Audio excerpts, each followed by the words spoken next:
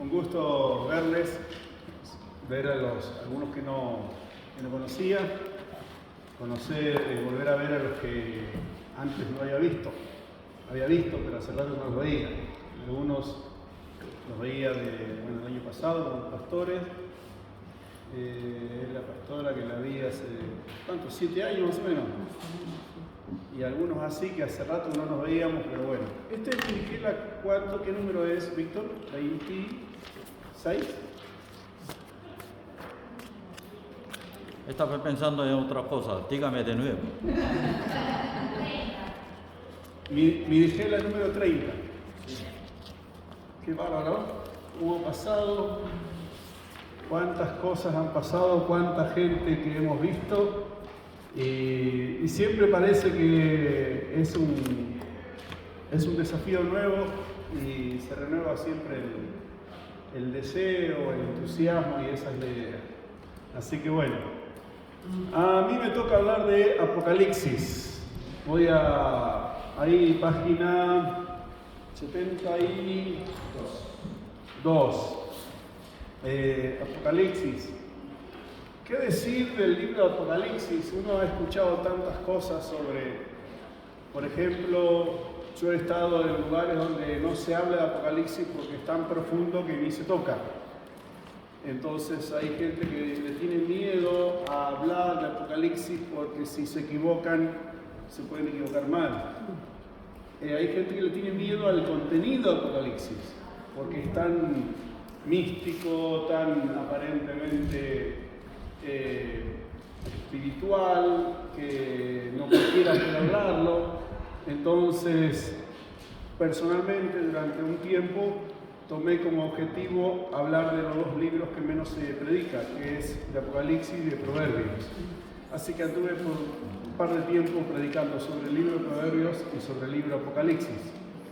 Y siempre hablar de Apocalipsis es un desafío, pero a la vez es motivador.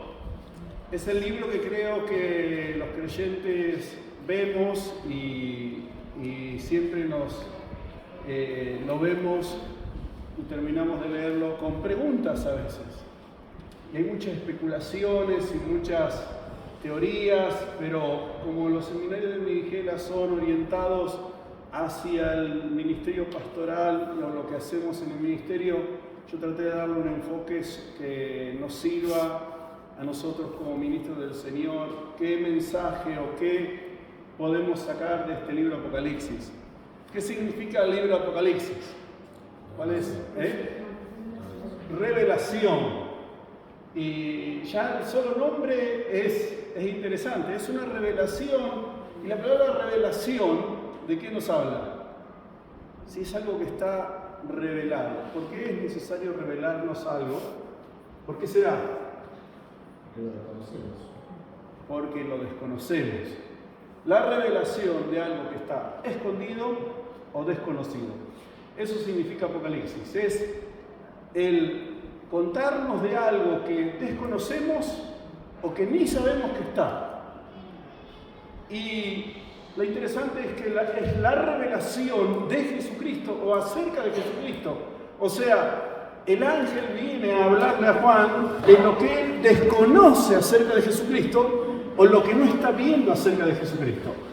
Todos en algún momento tenemos una etapa en la que alguien o algo tiene que venir a revelarnos que lo que estamos viviendo no es como parece que es, no es lo que parece que es, y lo que veíamos que estaba mal no era tan mal como parecía, o que lo que veíamos que estaba bien no era tan bueno como creíamos. De eso se trató el Apocalipsis. Imagínense que, para entrar en contexto, la iglesia nació, o mejor dicho, el cristianismo nació como un movimiento revolucionario, de tal forma que desafió al imperio de aquel tiempo, desafió al emperador, desafió a todas las corrientes políticas y religiosas de la época, y un hombre con 12 personas trastocaron toda una ciudad, los alrededores.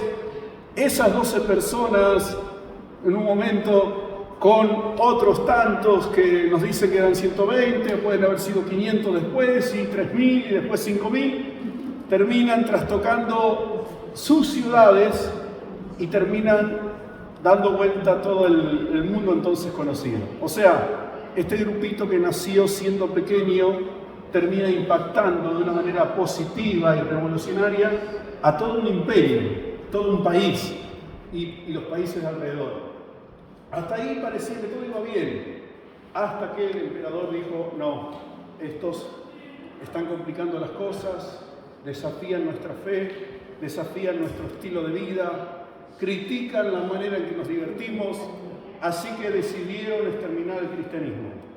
Y los creyentes que iban multiplicándose y parece que iban avanzando para bien, comienzan a vivir una serie de aparentes derrotas. Los romanos comenzaron a perseguir a los cristianos, comenzaron a matarlos, comenzaron a usarlos como entretenimiento en los circos romanos y lo que parecía que iban ganando, parecieron que empezaron a perder. Los apóstoles que parecieron en un momento que eran grandes rockstars, que la gente admiraba, respetaba y temía, comenzaron a ser casados y algunos murieron de manera tremendas. Esteban, ¿cómo murió Esteban? Apedreado. Otros murieron crucificados boca abajo, otros cortados la cabeza, como para desanimar todo intento de parecerse a los cristianos. Y así los cristianos comenzaron a aparentemente a menguar en su importancia. Y el último, bueno, en ese interín, Nerón, por ejemplo, cuenta la historia que incendia Roma y le echa la culpa a los cristianos para que la gente odie a los cristianos. Entonces los cristianos que parecía que eran amados, de repente pasan a ser odiados. Y al último de los líderes, al último de los grandes referentes, al más viejo de todos, que es el apóstol Juan, lo mandan preso a una isla solitaria, abandonada en medio del desierto, a una isla que no tenía ni siquiera un bosque para hacer un fuego o pasarla bien, porque era, dice, una isla pedregosa que era para ir a sufrir. Hasta ahí fue a parar Juan. Y en esa isla, Juan tiene esta revelación.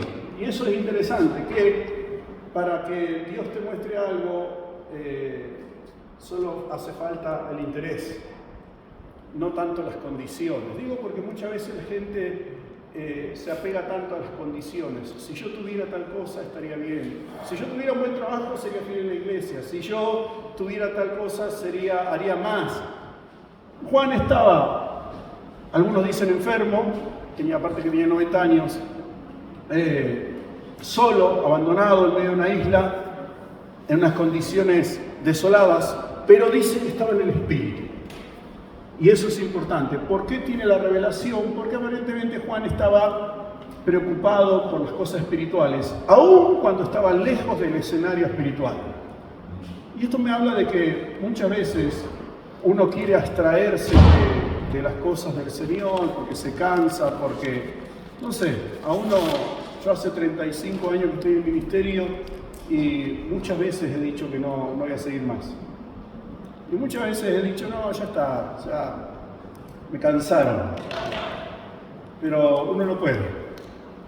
Eso dura hasta que se encuentra con la próxima necesidad o hasta que se encuentra con la próxima persona que está luchando. Los que están durmiéndose pueden pararse, tomar algo, así no se duermen.